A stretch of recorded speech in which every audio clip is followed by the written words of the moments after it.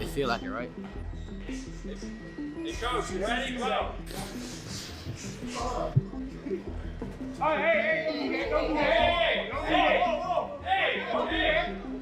He haven't done nothing. The young one is looking more better than him. Who that? The Keyshawn. Keyshawn looking way more better than this. I keep screaming his name. He haven't done nothing. Floyd, there were many people who believe you're the most talented fighter ever. Period. So whatever you say to this question, I think is important. I apologize, but No apologize about it. There's no way he get demolished. Canelo Alvarez and Oscar de la Hoya reacted strongly after Terence Crawford was dropped in sparring by Jaron Ennis. Both highlighted Crawford's defensive lapses and timing issues, noting he exposed vulnerabilities that shouldn't appear at his championship level. I ain't feel the best, man. I ain't get hit today, so I ain't tripping. If they can't hit me, they can't win, so. 3 different sparring partners was frustrated because they couldn't hit me, so thank God, all God be the glory. I didn't. So I heard you when I landed it. I heard when I landed it. I told you. I told Ron. Good. No complaints. I said Saturday, it was Saturday. So, I'm gonna stop the vein, right?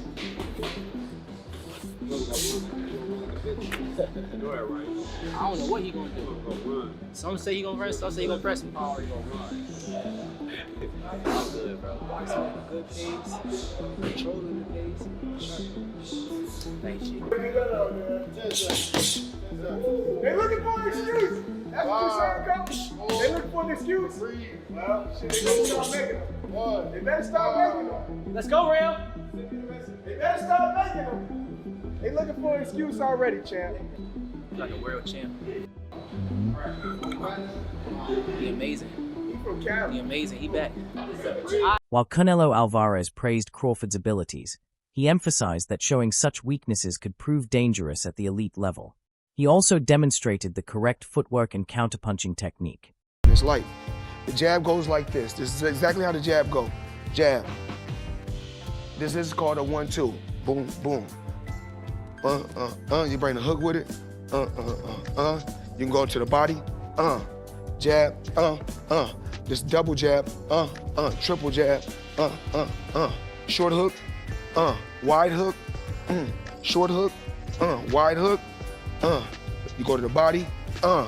Slide over here. Slide over here. You drop on the shots like this. You go here.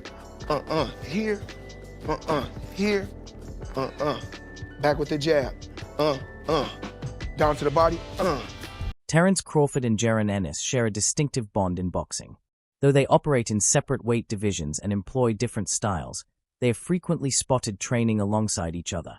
Who your third? Who stopped it? Who stopped it? Bet. That's my 3. Me? I know. Me, him, and him. Yeah, that's 6. Okay. Get a ball. A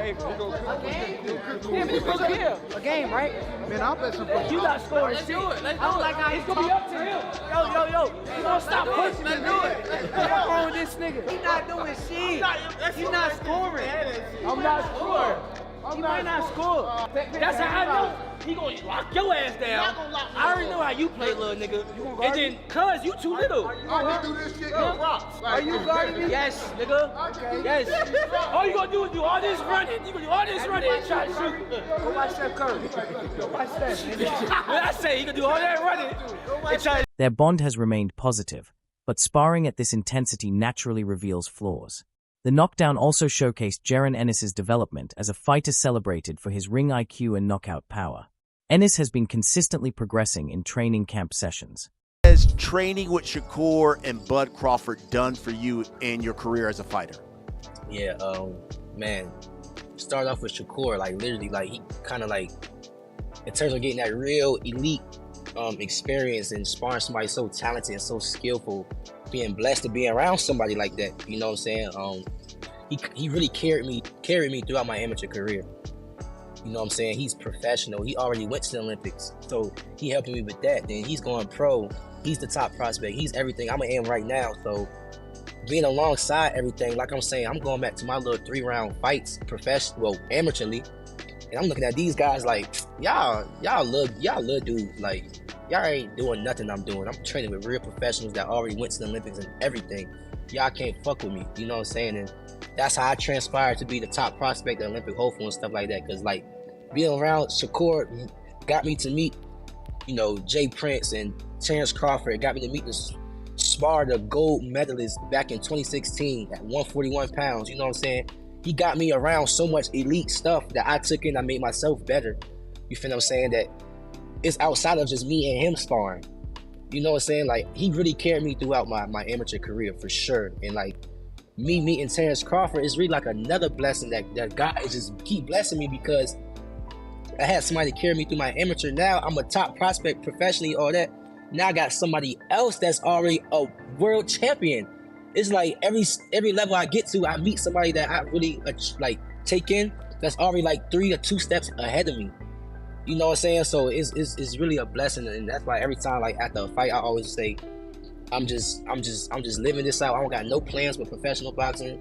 God is just really putting me in positions that He wants. Jaron Ennis stated he's determined to challenge himself against the premier fighters in his weight class. He discussed wanting to face top-ranked contenders and establish his position among the best. However, he has stated repeatedly that he will never fight Terrence Crawford in a professional match, saying they decided years ago not to compete despite public demand. His position comes from their friendship and genuine respect. A great division. When you talk about the lightweight division at 135, I mean, you got Shakur, you know, your homie, you got Gervonta, you got Isak Cruz, Devin Haney, and I read where you said, I'm ready for a world title shot now. Do you believe that, though, that Keyshawn Davis is ready to step into the ring with one of those guys and fight for a world title? Truth be told, Brian, I literally just got off the phone. I just hung up the phone with Shakur saying I got to do an interview with you, and I'm like, cool, what you think? Like, because I'm a person that really believes in myself, you know? Yeah. So I want to get other people's opinions too. Like, am I tripping, or do what I really believe is that true? Is other people believe that in them too? And he like, bro, what you believe in, keep believing in that, because I believe in it too. I feel like you're ready for them top. I said, cool, you think I'm ready for them top guys, like those real top guys? Because I feel like I am. He said, bro, I feel like you can fight anybody you want to fight. And he said, anybody. So. However, being dropped by an emerging fighter like Ennis sparked renewed criticism toward Crawford, with Oscar de la Hoya openly challenging Crawford's status among the sport's best and arguing he hasn't achieved anything genuinely remarkable in boxing. De la Hoya's comments highlighted the brewing tension between the two, which extends beyond typical competitive rivalry and represents deeper resentment on both sides. Ever since Crawford and de la Hoya emerged as two of the most successful figures in boxing's welterweight landscape, there's been an underlying tension that observers have detected every time they exchange words in interviews, promotional events, and online platforms. Contemporaries have a lot to say these days. Shakur Stevenson, well, of course he's now 135 after all that stuff, and then Devin Haney. Right, so why people even talk like he the best at, he didn't even fight at 135 yet. Right. He didn't even have power at 126, 126, 30 or none of that. He is good. Okay. How can you, all that's just okay. How can you stop people that can actually hit? No matter all that boxing, you going to... Crawford explained that his problems with Oscar de la Hoya extend beyond basic criticism, saying the friction originates from personality and perspective, and how Oscar's demeanor changed as he aged and became more powerful in the sport. According to Crawford, you can tell when someone considers you a genuine threat, and he believes de la Hoya's condescending energy gradually transformed into outright animosity because fundamentally Oscar knows Crawford is one of the greatest dangers in the division. He mentioned that de la Hoya becomes noticeably agitated whenever his name comes up, a response Crawford reads as fear rather than disrespect, implying de la Hoya recognizes the threat Crawford represents, even if he publicly minimizes it. Yeah, for sure. What changed? Competition. As you get older, you start to know what competition is, and he kind of looked at me like, I feel like I was a threat, which is rightfully so. Like, I don't blame him for the way that he looked at me, but it is what it is. It's two guys that just want to be the best in our sport, and we were ready to lay it all on the line. Did he say to you like, yo, I don't want to be friends, or we can't, or is it just like a gradual thing where it started to become more distant? Now you just know energy. You know energy. Once you feel the energy that's coming at you, you understand like, okay, I get it. When do you think that started to change? I think as he kind of matured and got older, once you get older and mature, his energy kind of let it be known like, yeah, you the op. He believes Oscar knows Crawford would give him serious complications in the ring. Crawford also highlighted the contrast in their philosophies. Oscar views the sport as me or nobody, while Crawford feeds on competition and proving he's the best by facing elite fighters directly. You know, getting to the level that you're at now. He knew exactly. Deep down inside, he could sit here and say, I'm not this, I'm not a good fighter, I'm not that, but deep down inside, he knows that I'm the truth. Right. So with him knowing that, he knows that I'm the biggest threat around where he's at. Do you see he gets very upset when people ask him about you? Yeah, I think that's insecurity though. I think he's insecure. Because he knows that you give him trouble? Like, what's he insecure about in your opinion? With top level guys like him, cause like I'm kind of different. I look at things like competition, but like his mentality is more so like it's either me or it's nobody. It's not a 1A, 1B, or you don't have nobody equal to you. So I understand his mentality, but I like to prove that I'm the best. So we kind of just move in different ways. You don't really think he's done after this year, right? Nah, hell no. There's no, because that's what he said at the beginning of the year. Too much money to be made in boxing. Right. So do you think it happens now? What do you think? Yes. You do? Yeah, for sure. Do you think it'll be your next one? I think it could be. Really? I think it could be. Gigantic. It could be. I don't put it past him. Whenever he pick up the phone and say, yo, let's make this fight happen. What is the step now that you make?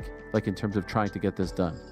I think the main step is one of us gotta find a way to reach out and try to get the fight to happen. It can't be no little kid shit. It can't be no back and forth, go back and forth. We gotta be grown men and get the fight done. Like that's how I feel. I would love to talk to him and have a real conversation and make this fight happen. But you know, some guys be kind of egotistic, so I don't know where his ego is at. When's the last time you spoke to him privately?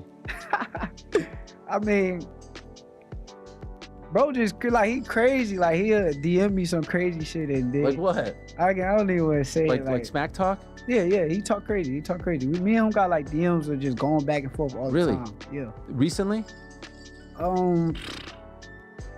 Not too long. Ennis also stressed that the sparring session with Terence Crawford was nothing personal and wasn't meant to disrespect anyone.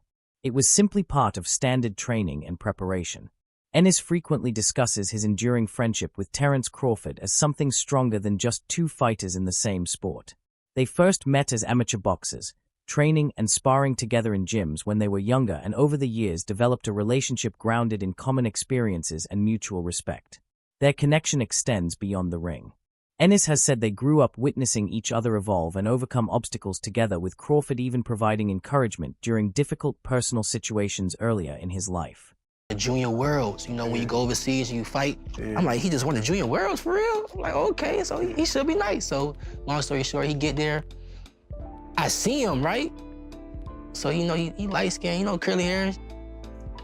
I'm like, this this dude you been talking about? This the dude y'all talking about? Like, I'm like, man, ain't no way he good. I'm about to beat him up, right? Long story short, you know, like, he signed up with us, days go by, we training with him, everything cool for real. He cool for real. Like, I ain't nothing personal, you know? I'm just talking trash, like at 14, you know what I'm saying? I'm just talking trash. Boom, sparring day come. I'm confident. I'm knowing I'm about to go in here and beat him up, right? Man, I get in the ring, man. Why I cannot hit? Crawford has been training with remarkable intensity as he prepares for his upcoming battle with Errol Spence. Every day in camp, Crawford has challenged himself physically and mentally, refining his skills, adapting to the weight adjustment, and perfecting his footwork and timing to counter Spence's power and pressure. He's been sparring with elite partners, even working with champions like Sean Porter to replicate the challenge ahead, and incorporating strength training to generate more force in his punches. His commitment reflects a champion focused on rising to the biggest test of his career. Easy, man. Easy. Always easy, man. You already know. Always easy, man. This supposed to be a sprint. This ain't no sprint. No, it's a job. Let's go. We ready. That boy in shape.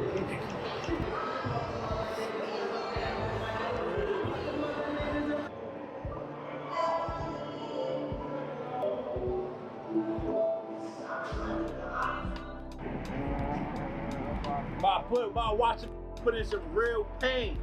Not no fake pain. Real pain. Tell them nigga hurry up and start. What's Keyshawn right there? They gotta get up there.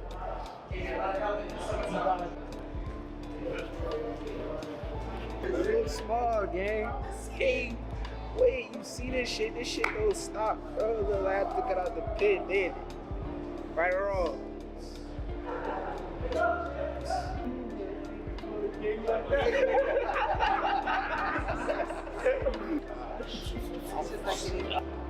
Errol Spence has been increasingly outspoken about defending the title he worked tirelessly to capture, especially in the build-up to his scheduled fight with Terence Crawford. As the reigning WBC and IBF welterweight champion, defending his belts on February 15th, Spence has made it clear that this fight isn't just another matchup. It's about maintaining what he's constructed through years of sacrifice, dedication, and personal commitment. His mindset reflects a deeply personal motivation. For Spence, the championship symbolizes every grueling camp, every moment of suffering, and every obstacle he conquered on the journey to the top. Rather than viewing Crawford as just another challenger, Spence sees Crawford as a serious threat, someone capable of defeating him if he isn't completely focused. This belief drives his determination to fight with ferocity and refuse to surrender his crown, underscoring how much pride and identity he invests in his achievements. His stance highlights both the competitive nature of elite boxing and the personal stakes that come with being a world champion. Not to really foresay as well as it is, but my faith, I think my belief in knowing that something greater than all of us creates me to do more, to really send out a better message out there. I've had some hiccups, can't lie on that. I've done some wrongful things I thought was right, at the time, but none of it is, and I've learned from it. I'm 28 now, and I think that's what motivates me, is how can I inspire others? Well, you can't do it with hate, you got to do it with love. Yeah, inspire people in and out of the ring. And talking of being in the ring, yes. Shakur Stevenson, obviously sure. You guys are both in Las Vegas. I'm hearing that you did link up today. A face-off happened between the two of you? Yeah, face-off happened, things of that nature, just to create the things that are in motion already. So we're really adamant about fighting each other next, and I can't wait for us to really lace it up. And I see him across the ring, and really when that bell rings, lights out for him. What's it like seeing him now kind of face to face? When you look at him, what do you see? Because obviously you're not locked in just yet, and the closer it gets to a fight, obviously things turn a little bit. But when you do look at Shakur, what do you think of him? I think I don't think too much of it.